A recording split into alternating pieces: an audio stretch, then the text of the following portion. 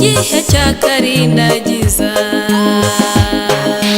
ubwo abantu benshi bona badamaraye, bakaba bameze nk'abamaze kuruhuka.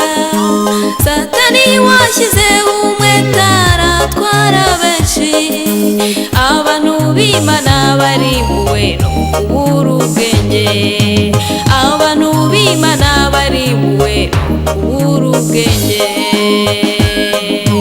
Turi mu gihe cya karindagiza, ubwo abantu benshi bona badamaraye, bakaba bameze nk'abamaze kuruhuka. Satani washyize umwete aratwara benshi, abantu b'Imana barimbuwe no kubura ubwenge, abantu b'Imana barimbuwe no kubura ubwenge. Si uko utabwiwe kandi si uko utumvise, urerekwa ntureba kandi urabwirwa ntiwumva.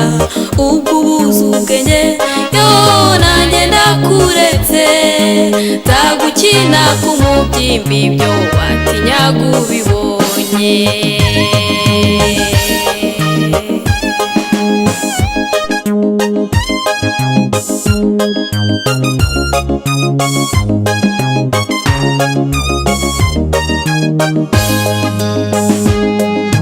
Wirangazwa n'uyu munezero w'akanya gato, aka gahe gato dufite kituma wirara, kituma wigomeka ng'ugomera uwaguhamagaye, kituma wibagirwa amasezerano mwagiranye, kituma wibagirwa amasezerano mwagiranye. Wirangazwa n'uyu munezero w'akanya gato, aka gahe gato dufite kituma wirara, kituma wigomeka ng'ugomera uwaguhamagaye, kituma wibagirwa amasezerano mwagiranye, kituma wibagirwa amasezerano mwagiranye. Hasigaye agahe gato cyane k'imbabazi, ku buryo nawe niba ubishaka bikitwa uyu munsi wahungishwa umujinya w'Imana ugiye gutera, kuko ari nta jambo na rimwe Imana ivuga ngo rihere.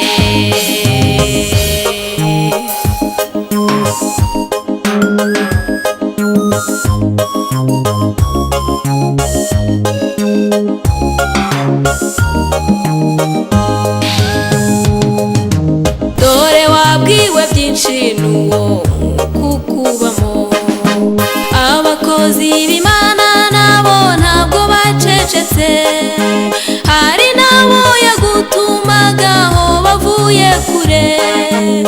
Ibuka kwa kamenyero kaje inkware mu mutego,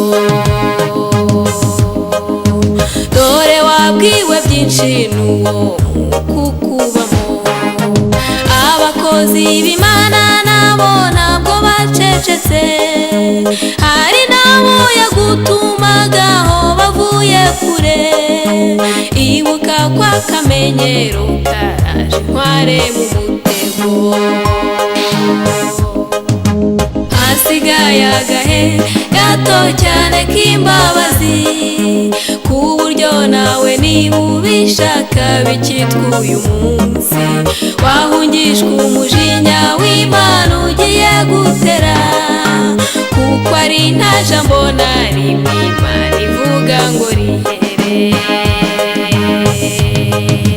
Hasigaye agahe gato cyane k'imbabazi, ku buryo nawe niba ubishaka bikitwa uyu munsi wahungishwa umujinya w'Imana ugiye gutera, kuko ari nta jambo na rimwe Imana ivuga ngo